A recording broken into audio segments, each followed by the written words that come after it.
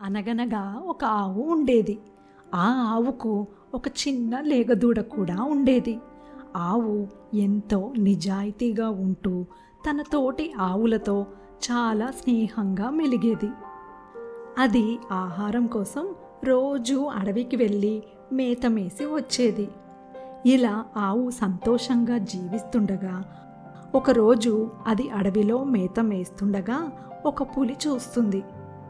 ఆకలితో ఉన్న నాకు మంచి ఆరోగ్యంగా ఉన్న ఆవు కనిపించింది. ఈ ఆవుని చంపానంటే నేను కడుపు నిండా తినవచ్చు అని అనుకుంటుంది పులి. పులి ఆవుని చంపడానికి దగ్గరకు రాగానే, ఆగు పులిరాజా, ఆకలితో ఉన్న నువ్వు ఎలాగైనా నన్ను చంపుతావు. నీకు ఆహారం అవ్వడానికి నాకు ఎలాంటి అభ్యంతరం లేదు. కానీ నాకు ఒక చిన్న బిడ్డ ఉంది. ఆకలితో నా కోసం ఎదురు చూస్తూ ఉంటుంది. ఒక్కసారి ఇంటికి వెళ్ళి నా బిడ్డకు ఆఖరిసారి కడుపు నిండా పాలు ఇచ్చి 4 మంచి బుద్ధులు చెప్పి వస్తాను అని అంటుంది ఆవు. ఆవు మాటలు విన్న పులి గట్టిగా నవ్వి, నిన్ను ఇప్పుడు వదిలేసి నువ్వు ఇంటికి వెళ్ళి తిరిగి వస్తానని చెప్తే నమ్మడానికి నేను పిచ్చిదానిలా కనిపిస్తున్నానా అని అంటుంది పులి. లేదు పులిరాజా, నా మాట నమ్మండి. నేను సత్యవంతురాలిని. ఆడిన మాట తప్పేదానిని కాదు. నా బిడ్డ మీద ఒట్టేసి చెబుతున్నాను. నేను కనుక అబద్ధం ఆడి తిరిగి రాకపోతే నాకు నరకలోకం ప్రాప్తిస్తుంది. దయచేసి ఒక్కసారి నన్ను నమ్మి ఇంటికి వెళ్ళి రానివ్వండి అని ప్రాధేయపడుతుంది ఆవు.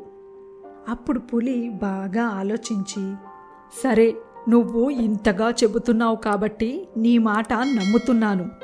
నువ్వు ఇంటికి వెళ్ళి త్వరగా తిరిగి రావాలి.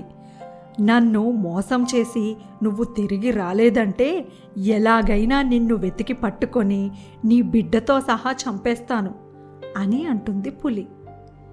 ఇంటికి వెళ్ళడానికి పులి అనుమతిచ్చాక ఆవు ఇంటికి వెళ్తుంది.